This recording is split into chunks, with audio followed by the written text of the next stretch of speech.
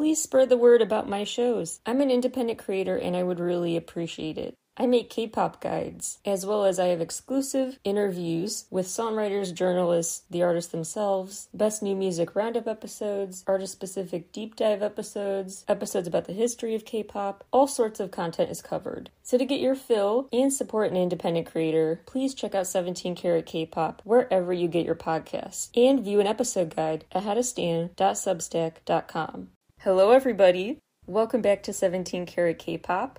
And citizens, how are you liking Two Baddies? I love it so much. We have to talk about it because there's a lot to say. I do want to get my personal bias out of the way right off the bat. Just want to make the disclaimer that as I review this album track by track, you know I'm a diehard NCT. Definitely shapes my view of it, but even from an objective music critic perspective, which I always try to have as much as possible, I really think this is a very well done album. The objective reasons why I love NCT are related to the subjective, but they are there. There are objective reasons. The reason that I'm a genuine fan is because of some objective variables. They just have objectively high quality work. I know this title track isn't for everyone, but honestly, I really think it's peak NCT, and I will get into why later, but it's better than you think it is. It grows on you. So keep an open mind when checking out the album and replaying that title track. Enough blabbering about In Defense of Two Baddies, the song. The biggest things to note that they've said on their press tour so far. First of all, Mark said they're actually working on new music already. As of recording time unconfirmed, but supposed to be a quick follow-up, which definitely, I'm 99% sure, means we're getting an album repackage pretty soon. I should have seen that coming, especially after spending money on the unrepackaged version. Capitalism wins again. This is something I always sort of forget about, the quick repackages. But anyway, really hoping they go all out when naming this, like make it Three Baddies or Two Good Boys in a Minivan. There are a lot of fun puns to have, so I hope they do that. But then again, the repackages never seem to be an extension of the theme of the unrepackaged. Like last time we got a rodeo, and then all of a sudden they're vampires, so you never know. Johnny revealed that he participated the most after hours, the most extra effort into putting every piece of this together. And the members were very invested in every piece of this, very hands-on. You could tell that desire to be more hands-on stems from this natural growth in their true confidence. They've always had kind of a confident persona, but Yuta especially brought out how much more organic their confidence they show at press events and stuff is. They're better at self-promo now, not as self-conscious about it. You could definitely sense that with Doyeon too. He even called this album a masterpiece. What has always impressed me so much about NCT is how they are able to leave a strong impact with just one variable, like just the instrumental is a standout on its own. It was actually quite bold of them, I think, to debut with Fire Truck, which has a very instrumental-focused chorus. So since day one, they've kind of gone against the grain of what is considered the ideal template for K-pop song success. They didn't worry about putting a catchy hook in the chorus, really. Just letting the instruments, letting their presence be commanding enough on its own. They had similarly big impacts, even just with instrumentals, with Wake Up and Dreaming. The bridge in Dreaming, I mean, come on. The bridge in Wake Up, too. They also used sound from their early days, too, to bring to life this huge, immersive listening experience. There's so much going on. Dogs woofing and car engines revving up. That's why I compare listening to it to, like, NCT. In my review at howtostan.substack.com, shameless plug, I kind of use that analogy of an NCT, of a city. Like, you are getting a tourist ride through the city. You're hearing a lot of hustle and bustle, sounds from every which way, so many voices echoing each other, throwing in ad-libs to back each other up, hearing sounds of a city, sirens, a gym coach's whistle, etc. So this big collection of sounds really pulls you in as a listener, and they were doing that since their early days. I was reminded while listening to this new album of how they do that so well with such layered instrumentals and how since the early days there are a lot of elements that remind me of their early day work, but we'll get to that. But first of all, it's the instrumentals and how just much they go off and are worthy of foot tapping and head banging on their own, even setting aside everything else. Mad City came to mind especially with that concept of really putting you in the center of the action as a listener, with that constant buzz in the background, so much going on sonically. The album begins with Faster, which really just does everything it had to do for me. As an autistic fan, as I've talked about before, I feel music very intensely. And so certain music that just pushes all the right buttons in my brain, untangles the wires that never seem to just link up like they should, suddenly cooperate. Music is such a blessing when it does that. This music did that for me for sure, right away with that first song. The sound effects reminded me of Bring the Noise. The lyrics, like, hell no. I love that because it's just so classically them to throw in seemingly off-the-cuff comments like that. What also caught my ear was the lyric about a flag, a checkered flag, obviously to go with the racing concept. But flags have been a key detail in their videos, I think, for a while. The sticker era, Cherry Bomb, Wavy's Takeoff, NCT Dreams We Go Up. Just the first of many, possibly unintentional, possibly not, details worth noting if you want to be like me and really analyze the heck out of this release. Two Baddies is a song with a Korean translation of Full Speed Ahead, basically. The racing theme, racetrack references to cars, all again reminiscent for me of their sticker era and Cherry Bomb, and Kick It with the motorcycles. The song also revisits the theme of being limitless, as well as going to the moon, talking about going out of this world. Literally, money and manner made me think of all the money and manners you could say were a part of the regular concept. When they say 0 to 100 on the highest speed, my life is a highway made for myself, that seems to be a reference to both their song 100 and maybe 0 Mile, and Highway to Heaven. The song is chock full of possible references, if you really want to read into it, which you know I do. One reason I think this song disappointed some fans is because some critics say it kind of didn't utilize their voices to the fullest. I kind of gotta disagree. Doyeon still brought his A-game, Taeil brought his A-game, the personality as always was still there. All of the details that you don't notice unless you really listen closely to their music, really listen to and pay attention to every detail. You pick up on all the details. The crosstalk, the laugh, the high notes, the ad-libs, what makes the personality pop and makes music their own. They add their own flavor to Two Baddies. It's not just some gimmicky thing. It's really their own personalized song, their own twist on this new type of subgenre. I would also argue, from an outside perspective, this whole song about two baddies, one Porsche might sound pretty gimmicky or lame. But if you're an NCTzen, you know that's kind of their brand. The whole thing is kind of cringe, weirdo, fun. I mean, we're the fandom saying that's the case, though. We're the fandom saying, whoop, whoop, whoop, whoop, fire truck, right? That's part of the fun, is you're supposed to kind of forget what's called cringe and just embrace being kind of dorky in your lyrics and stuff. I mean, later they do that on the song Tasty, talking about Savage Outlaws, rock solid, no flaws. That's classic NCT to me. Their whole gimmick is to embrace the gimmick to an extent that makes you think, are you for real? And they are.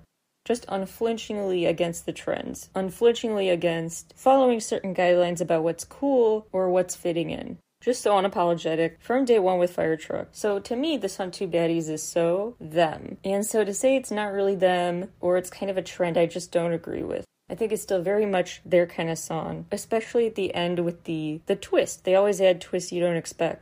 At the end, they add the na-na-nas, which really hooks you, and reminded me of Far and Cherry Bomb. Okay, I know those are probably coincidences, but still, I'm just saying, this release really fits into the canon. Time Lapse is a song where Haechan actually said he tried to make his vocal delivery fairy tale-like, his word choice. And they did, in interviews recently, when talking about these tracks, say it's overt. They intentionally do try to change up their delivery to match each song, and I think they do that with Flying Colors. They channel a different vibe for Time Lapse, which is more R&B. The lyrics in this song are about, quote, longing for a lover who passed between reality and dreams, unquote. Remember in Johnny's Regulate monologue, he said, all we see is but a dream within a dream. And the regular irregular official description was a compilation of tracks that, quote, bridge the dream world with reality. So this theme of blurring those lines between dreams and reality is overtly back. Particularly poetic lyrics that tie into their overall reality dream blurring theme include this. In a dream with no time difference, the day and night remain after the light is lost. Even if I call you, I can't reach you. A night in which I locked myself up. This long, tunnel-like soul that's been wandering here has lost its mind. I am unconsciously drawn to you. Throw this reality into a dream. timeless. A rewinding dream. The time called you turns in the opposite direction. This time lapse that I can't get out of. They seem to reference so many past eras in time lapse, which makes the title very apt. They have the incoming line, like in Sticker. It starts out with arcade game noises, like from Regular. Subtle strings play into the picture at the end, just like they did scattered in Dreaming. A voice says, "And now the ringer," just like in Cherry Bomb. Jaehyun does a whisper rap type of thing in Bring the Noise, too. And of course they reference time in this infinite endless loop, a concept they've revisited infinite times. Crash Landing was made by quite the iconic trio, Imlay, Junie, and Kenzie, who most recently is known for Girls' Generation's Forever One, Key's Gasoline, and SM Entertainment Powerhouse. This is definitely a song for fans of the song Pilot from them. Not sure if Pilot and Crash Landing were meant to sound kind of similar for the sake of the theme, but there you go. Crash Landing reminded me of their past work in some little details. The very abrupt endings, like on Lemonade once again, Mad City. The references to going to another planet again, going to another level, trying to make time stop, very on brand. Plus the funky flute trilling that was from Sticker as well. Not exactly, but still. What makes some songs particularly stand out to me in NCT's discography are the ones that do what this song did. My all-time favorite from NCT, Chain, did this too, where they have this whole "the gang's all here" vibe to the middle of the song. You got the high notes, the incredible vocals, you've got Taeyeon rapping his socks off, the very funky standout instrumental, so much happening, layers of suspense building. Because at first it's like Taeyeon's rap is the suspenseful peak, but then comes the high note from Taeil, so iconic anyway. They did that kind of thing again where they decided no, the middle of the song, so many voices are going to do their own thing, so many of you are coming together to make this an event. The poetic lyrics from this track include, "To meet you in my dreams is the hidden verse on my wish list," unquote, as well as talking about a secret island, a beautiful land where the flowers bloom. Designer has some sonic parallels to Another World, Back to You, with that intercom phone receiver vocal filter. The whole theme of Designer 2 brought to mind the Sticker era, because in Sticker, they sing "You're the main character in my masterpiece." That's kind of the same theme of this track. It's a romantic hip-hop and R&B song. Gold Dust reminds me a little bit of the J-rock group Overworld, which is a very good thing. The finale to that song is so stunning, with Jaehyun's vocals, the unexpected guitar strumming thrown in there. Really well done. So much about the lyrics in Gold Dust bring to mind the story of Favorite. So much about the sea, going to see the dark sea during the day, talking about a romantic date in a very poetic way, and worrying that you'll wake up from this dream date, basically. I love this lyric so much. Lying on the ripples of the embroidered night sky, perhaps you don't know how pretty your light is.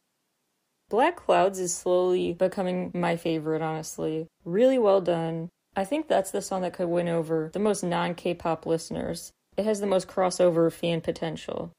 It once again kind of reminds me of their past work with Haechan singing the intro in this echoey, distant voice, reminding me of the voice echoing in the background of Mad City. The Mad City they're talking about might have black clouds. Taeyeon's finale, very SoundCloud-esque electronic filter on his voice. Love that for him.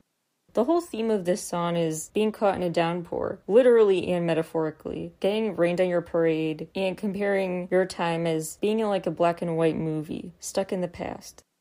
That whole reference to a black and white movie not only brought to mind to me all of their past references in music videos too, color being added to their black and white world, like in Yesterday, the Stage Zero 2020 video, also reminded me of their whole movie within a movie, show within a show premise too. And those were related to a relationship before too. Remember, in some Resonance videos, this optical illusion of sorts happens, where this black and white beach is seen, with the girl on it, the mystery girl, but it turns out she wasn't really there. It's a long story. These lines remind me so much of the story of Favorite, which is a series of monologues I broke down bit by bit in the episode of NCT Talk called Favorite, talking about your eyes are big as if you were surprised, my awkward greeting, the deepening contrast between you and I. Gold Dust, Black Clouds, and the next song we're going to talk about, Playback, are different perspectives on a different type of love. So each one kind of tells a different story related to love. And because Black Clouds reminds me so much of the story of Favorite, their teaser film before that video dropped, maybe each of the 3 songs in this trilogy are kind of paying tribute to the story of a previous era, a different NCT era. Something to think about. There's some really fun twists in this song. Very unexpected zigzagging. As well as the continued theme about time being feeling stuck or worth disrupting the flow of. Looking for a lost lover, regretting not being able to go back and retrieve more time with someone, cherish more memories with them. There's a really thought-provoking moment when they say, time can't be medicine. Tasty is one of the most fun, classically on-brand, cringe in a good way NCT songs. Really, really in the vein of Lemonade. Another great example of, with the bicycle bell ringing, them really putting you into this feeling like you're in NCT, escaping into NCT as you listen to the album.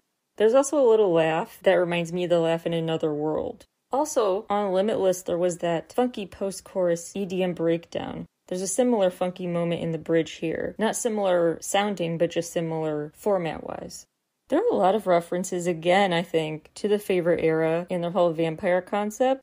They have all these lyrics that are quite, I keep the show G-rated really, but, mature lyrics about an intense, steamy moment. You're like an evil character you transform into, definitely reminiscent of their whole vampire storyline, but now they talk about feeling like they are crazy with sharp hands, maybe thorns, they are turning into a big bad wolf, etc. There's actually a lyric about blood in here, the good kind of pain, those kind of lyrics. On a more wholesome note, Vitamin is the next song, which is again classically them, where they decide to go all out on the drama despite the theme. The most mundane of activities, and you'll get Doyeon singing like, do the laundry or whatever you want him to sing. Like they will make sure no, the drama is staying. So they sing Take a Vitamin with all the passion of a freaking wedding performance. Gotta love it. They also have fun ah-woos and other vocable moments, like from Lemonade. In the end, is kind of jovial, celebratory, lively, in the vein of Once Again. The song is about mutually supporting each other, both providing comfort to the other, helping unburden each other.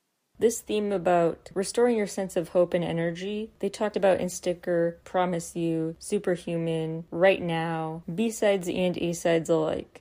They always add comfort and tenderness to their albums, despite all the fun and goofy hijinks as well.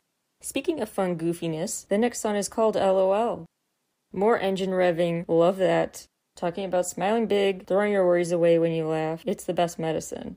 The last song is another fan song for us that Taeyeon and Mark helped write. It's called Time Stops, 127. Again, the concept of you're dreaming, time being messed with. They actually say flip the hourglass, and the hourglass is a key prop in many of their past videos. References to wanting to stop the clock, time is running out fast, etc. So on point narratively, on point in terms of just a sweet fan song, on brand title-wise, on brand in every way. But what really impressed me about this album, taken as a whole, is how many ways lyrically and sonically, and just personality-wise, vibe-wise, they brought to mind past eras, but not because of a copy-paste thing. Just in spirit, they recreated that stuff. So they're using their own NCT template again, clearly. This is clearly their album, no one else's. But it amazes me that they continue to do that in such different ways. They keep things so brand new for them. None of their songs are exactly like the other. They keep using the same go-tos that keep me excited and engaged with their work while simultaneously keeping it fresh. I mean, how many times can you include a whistle, or a na-na-na, or a giggle as the fun surprise in a song? Turns out infinite ways, and they keep trying, and they will keep experimenting, no matter what. So they both buck the trends and follow them with their own personal spin. This is a very NCT album, and also because they have those albums that you just have to give a real good open-minded try. You know, because there are some artists' work who you may just be a very casual fan, a casual listener, who checks out the highlight medley and uses that to kind of decide, okay, this is going on my playlist when it comes out, that full song I'm going to skip when it comes out, etc. With them, you can't do that. They always surprise you. When I listened to the highlight medley for Two Baddies, I was honestly underwhelmed. But the full songs sound nothing like the teasers. So you really do have to give them a full try, and you will see the kind of sonic roller coaster they create. It's very fun, when taken as a whole, not broken up into samples. More about this I'd talk about in that Substack piece, but now let's just talk about the music video world. My big tinfoil hat, wearing theory brain is afoot. First of all, I theorize that the Two Baddies video is taking place in between dimensions. In their long talked about state traveling between dimensions. Because everything's kind of a blur around them. They are embracing their neon, their neo selves, as they have a weird, delayed trip through time. Their car's broken down, they're just gonna stay in this middle ground, figuring out what's going on, getting their bearings. They basically bring to life what Mark sings in End to Start, when he says it's a blaze toward a blurred future that is literally shaking. This is that blurred, shaking future that they've actually kind of been revisiting more as time goes on. It was sort of introduced in Simon Says, but then we saw it in that Past and Future 2020 teaser, the city's a blur around them in Kick It, in Punch.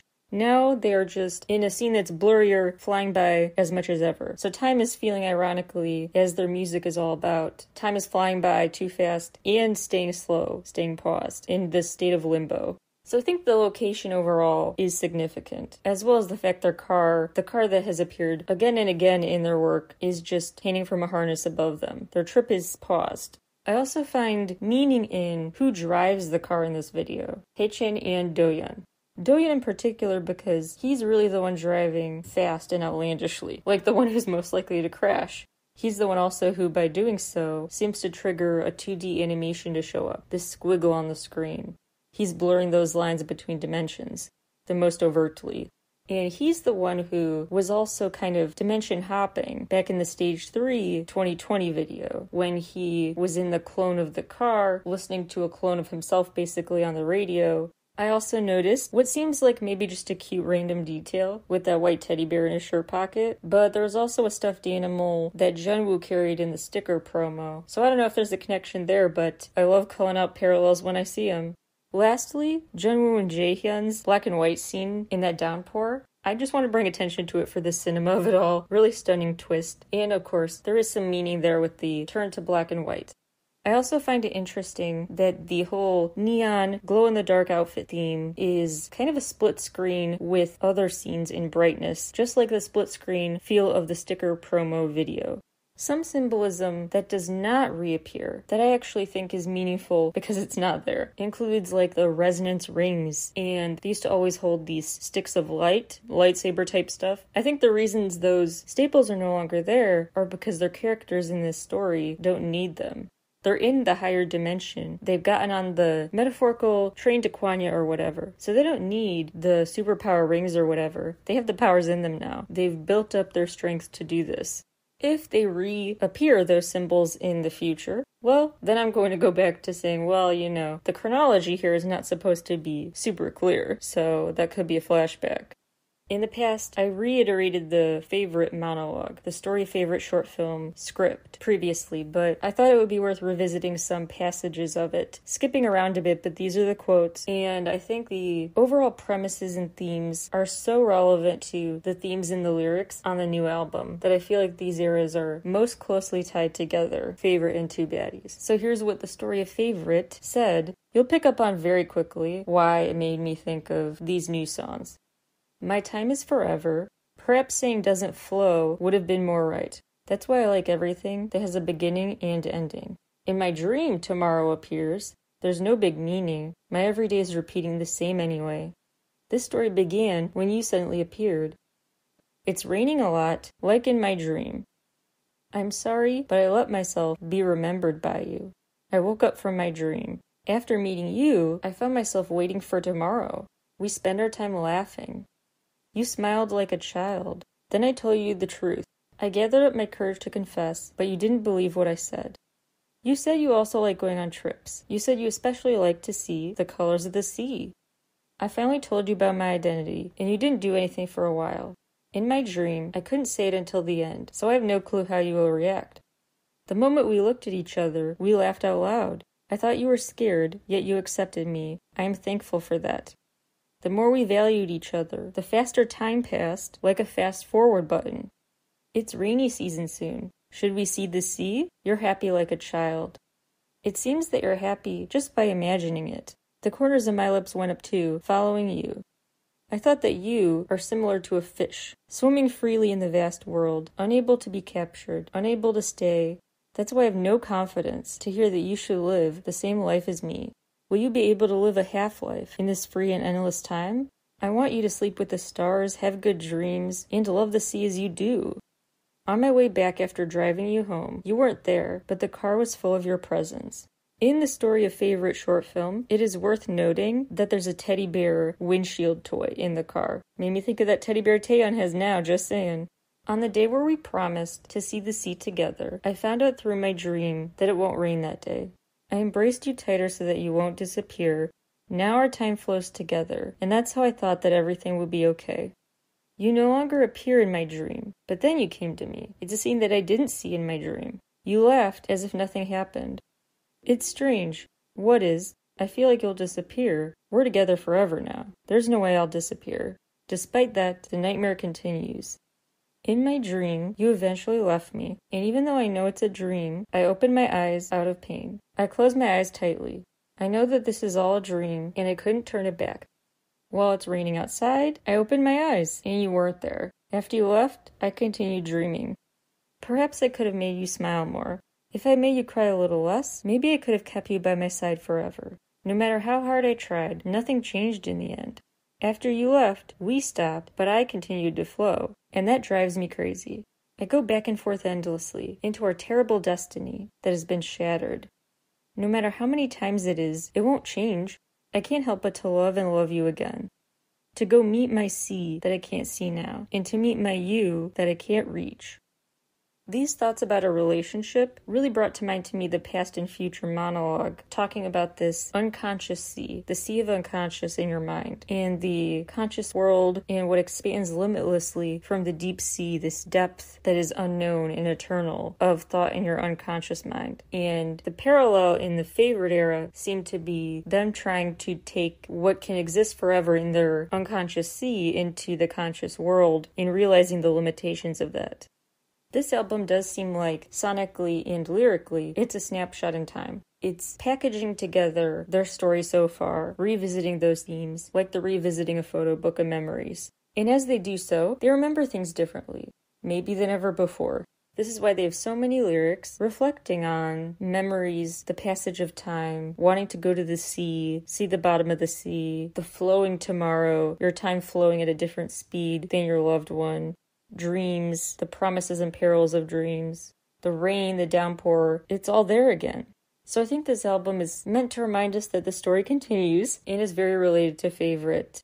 My main takeaway, if you want a big, broad takeaway, is that what continues to be eternally relevant when talking about NCT's discography is A Dream Within a Dream by Edgar Allan Poe that Johnny read on the airplane in the Stage 3 2020 video. I love the poem so much, it's really beautiful, and it puts it very interestingly. The fretting about the passage of time, the sand in your hourglass, slipping through your fingers, despite how much you try to grasp them. You can't even save a grain of sand forever, it's always gonna go to the end. And the poem has those pivotal lines. You are not wrong who deem that my days have been a dream. Yet if hope has flown away, in a night or in a day, in a vision or in none, is it therefore the less gone? Yeah, you tried to make it rhyme. But anyway, he also says, I stand amid the roar of a surf-tormented shore. The ocean waves, the comparing time to waves, and connecting that to the concept of the sea of unconsciousness, all of that ties together and is addressed again on this album and NCT's other work. So when in doubt about what the big theory is, the big sense of lore, of a deeper backstory here, the source of my theorizing basically, I always go back to what Johnny was reading on that plane, A Dream Within a Dream by Edgar Allan Poe. That is the ultimate go-to source to try to find ways to interpret their catalog. There are a lot of people who are probably like, hope you were way too much of a weird superfan. They probably didn't read so much into it and connect all these eras together. You're reaching. Well, if you say that, fine, but first of all, congrats on being basic and boring. Second of all, part of my point is not to convince you my theories are right, but that they could be. You're telling me there's a chance. And that's kind of the point is what's incredible is not specifically the ways their eras nod to each other, the ways they have Easter eggs in their videos and stuff, but the fact they do in thought-provoking ways. It's the fact that they are getting Me Too and other fans to really analyze and speculate and reflect on the meaning of their work. That's what art should do. That's what music and other forms of art should do. Prompt people to personalize their experience consuming that media, their interpretation of it, their sense of what it does in their life, what it makes them think about, what takeaways they have from it, how deep or not deep they want to interpret it, but it's theirs to interpret.